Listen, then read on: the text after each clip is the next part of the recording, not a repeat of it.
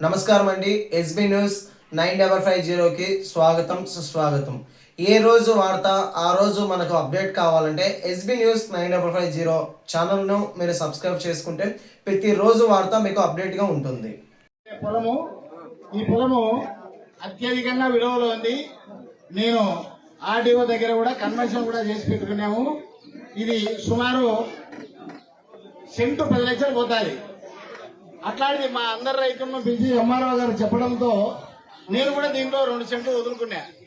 నాకు 78 సెంట్లు సార్ చెప్తాడా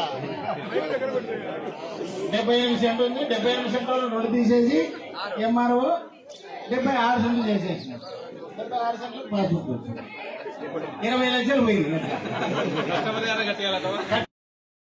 1.5 సంవత్సరం 6 నెలలు పూర్తిగా వాళ్ళు చేసిన అరాచకాలు ఎంత దారుణంగా ఉన్నాయో అని తెలుసుకోవడానికి 6 నెలలు పట్టింది.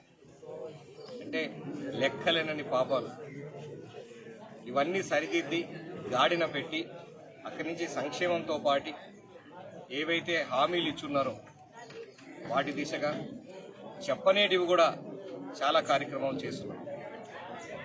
2025 సంవత్సరంలో కూటమి ప్రభుత్వం వచ్చిన తర్వాత 2025 సంవత్సరంలో చేసిన ఎన్ని కార్యక్రమాలు అంటే దగ్గర 60 కార్యక్రమాలు పూర్తిగా చేస్తున్నాం. సూపర్ 6 కార్యక్రమాలన్నీ సూపర్ హిట్గా అయిపోయాయి. దాదాపు 80% సూపర్ 6 సంబంధించి అన్నీ చేయడం జరిగింది. తల్లికి వందనం కానీ, శ్రీశక్తి కానీ, దివ్యాంగులకు కూడా ఉచిత బస్సు, అన్నదాత సుఖీభవ కింద 6,300 కోట్లు ఇవ్వడం జరిగింది. దీపం 2 ఇవ్వడం జరిగింది. గ్యాస్ కనెక్షన్ ఉచితంగా, పెన్షన్లు దగ్గర సంవత్సరానికి 33,000 కోట్ల రూపాయలు ఇస్తాం. చెప్పిన విధంగా 4,000 రూపాయలు పెన్షన్లు ఇస్తాం. 6,000 వికలాంగులకు, 15,000 రూపాయలు కూడా పూర్తిగా బెడ్ రిడన్ అయిన వాళ్ళకి ఇస్తా ఉన్నాం. ఆటో డ్రైవర్లకైతేనేమి అన్నా క్యాంటీన్లు మళ్ళా తిరిగి పునరుద్ధరించుకొని కానీ, గీత కార్మికులకు 10% మద్యం షాపుల్లో కల్పించడం కానీ, ఎస్సీ వర్గీకరణ ఎక్కడా కూడా డిస్టర్బెన్స్ లేకుండా చేయడం కానీ, మైనారిటీలకు దగ్గర 3,600 కోట్లు వ్యయం ఈసారి ఖర్చు పెట్టడం జరిగింది.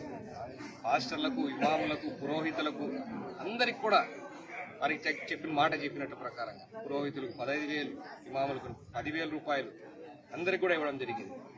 మెగా డిఎస్సి కండక్ట్ చేసి ఉద్యోగాలు దగ్గర 15,000 16,000 ఉద్యోగాలు దగ్గర 15,940 ఉద్యోగాలు అన్నీ కూడా ఇవ్వడం జరిగింది. చెప్పిన మొదటి సంతకం పెట్టి దాని కోర్టు కేసులన్నీ ఎదుర్కొని దాన్ని సాల్వ్ చేసి ఆచరణలోకి తీసుకురావడం జరిగింది. ఊరికినే వచ్చినాయి, సంవత్సరం ఎందుకు పెట్టింది డిఎస్ఆర్ అంటే ఎన్ని కేసులు వేసి ప్రతి ఒక్కటి కూడా సక్సెస్ఫుల్గా సాధించి తీసుకొచ్చిన ఘనత కూటమి ప్రభుత్వానికి. కానిస్టేబుల్ ఉద్యోగాలు 5,700 కొత్తగా రిక్రూట్ చేయడం జరిగింది. చాలా రోజులుగా కానిస్టేబుల్ సరిగా లేక క్రైమ్ రేట్ పెరిగిపోతుందని వస్తుంది. దాని మీద కూడా ఎన్ని కష్టాలున్నా గవర్నమెంట్కి అవన్నీ పక్కన పెట్టి రిక్రూట్మెంట్ చేయడం జరిగింది. అలాగే సిఐఏ సమ్మిట్లో 610 ఒప్పందాలు దగ్గర 13 లక్షల కోట్ల రూపాయలకు సంబంధించి ఒప్పందాలు చేసుకోవడం జరిగింది. 175 నియోజకవర్గాల్లో ఎంఎస్ఎంఈ పార్కులు అదనంగా ప్రతి నియోజకవర్గానికి కూడా ఒక ఎంఎస్ఎంఈ పార్క్ ఇవ్వడం జరిగింది. మళ్ళీ విశాఖలో అదెందుకు దాన్ని ఎందుకు తెచ్చుతున్నారని చెప్పి ఫస్ట్ మాట్లాడడం జరిగింది. మళ్ళా మేమే తెచ్చామని చెప్పి సంకలు గుర్తుకోవడం జరుగుతుంది. ఇన్ని రకాలుగా ఇబ్బందులు పెడుతున్నా కూడా ఎక్కడా కూడా తల ఉంచకుండా పోలవరం పనుల్లో పూర్తిగా మళ్ళా పనులు స్టార్ట్ అయ్యాయి. 27 సంవత్సరం కంతా పూర్తి చేయాలని చెప్పి జరుగుతుంది. ధాన్యం సేకరణ జరుగుతూ ఉంది. మార్కెట్ ఇంటర్వెన్షన్కి, పొగాకుకి, మామిడికి ఎప్పుడూ లేని విధంగా మామిడికి, కోకోకి, ఉల్లి మన కాన్స్టిట్యున్సీకి సంబంధించే ఉల్లి పంటకు కూడా అదనంగా డబ్బులు ఇవ్వడం జరిగింది.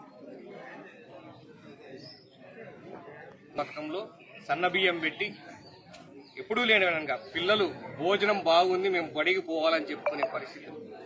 ఇంకా మన కాన్స్టిట్యున్సీలో మన కలెక్టర్ గారి యొక్క సహకారంతో సెంట్రల్ కిచెన్ చెప్పేసి స్టాండర్డ్ ఒక స్టార్ హోటల్ లాంటి కిచెన్ సెటప్ చేసి అక్కడే వండి పంపించే కార్యక్రమాలు కూడా చేయడం జరుగుతూ ఉంది. అది కమలాపురం నియోజకవర్గంలోనే జరుగుతుందంటే దానికి కూడా చాలా సంతోషంగా ఉంది. అలాగే అవి మళ్ళీ స్టార్ట్ చేయాలని చెప్పేసి మహానాడు కార్యక్రమంలో గౌరవ ముఖ్యమంత్రి గారు అనౌన్స్ చేశారు. వాటి పనులు కూడా స్టార్ట్ అయిన టెండర్ ప్రక్రియ కూడా మొదలవుతోందని కూడా తెలియజేసుకుంటా ఉన్నాం.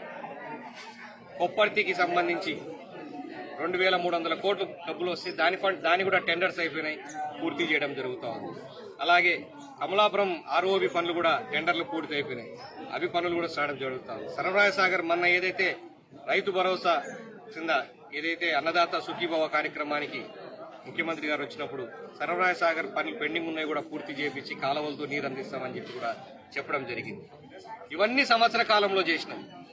అలాగే ఈ అన్నిటికన్నా ముఖ్యమైనది ఈరోజు ఈ కార్యక్రమం పెట్టుకున్న కూడా రెవెన్యూ సదస్సులకు సంబంధించి వచ్చిన ఇష్యూస్ సార్ట్అవుట్ చేయడంలో కానీ ల్యాండ్ టైటిలింగ్ యాక్ట్ రద్దు చేస్తామని చెప్పి ఆ ల్యాండ్ టైటిలింగ్ యాక్ట్ ప్రేమగా అందరి భూముల పైన నా బొమ్మే ఉండాలి, నేనే వీళ్ళందరికీ దానం చేసిన భూములని చెప్పుకునే విధంగా అంత దరిద్రమైన ఆలోచన చేసి మళ్ళా నేను చేసిన ప్రకారమే మీరు బతకాలి, మీకేమైనా తప్పులు జరిగితే మీరు కోర్టు కూడా పోలేకుండా చేయాలని చెప్పి ఒక దరిద్రమైన ల్యాండ్ టైటిలింగ్ యాక్ట్ తీసుకొచ్చి ఆ ల్యాండ్ టైటిలింగ్ యాక్ట్ రద్దు చేయడం కూడా కూటమి ప్రభుత్వం జరిగింది. రెవెన్యూ సదస్సులు పెట్టారు, ప్రతి ఊరికి పోయి ఏం సమస్యలు ఉన్నాయో తెలుసుకొని దానికి తగ్గట్టు ఇమ్మీడియట్ గా పరిష్కరించగలిగినవి చేశారు. అలాగే ఇంకా చేయలేనేటివి చిన్న చిన్నవి ఏమైనా ఉంటే కూడా ఆర్డీఓ లెవెల్లో రెవెన్యూ క్లినిక్స్ అని పెట్టేసి ఊర్లకు వచ్చేసేసి డివిజన్ వైజ్ అంటే ఏ సమస్యకు ఎవరు దాన్ని స్పందించాలి, ఎవరు దాని బాధ్యత తీసుకోవాలి, టైం లైన్స్ ఏంటి ఫిక్స్ చేసేసి పరిష్కరించే దిశగా రెవెన్యూ క్లినిక్స్ పెట్టడం జరిగింది.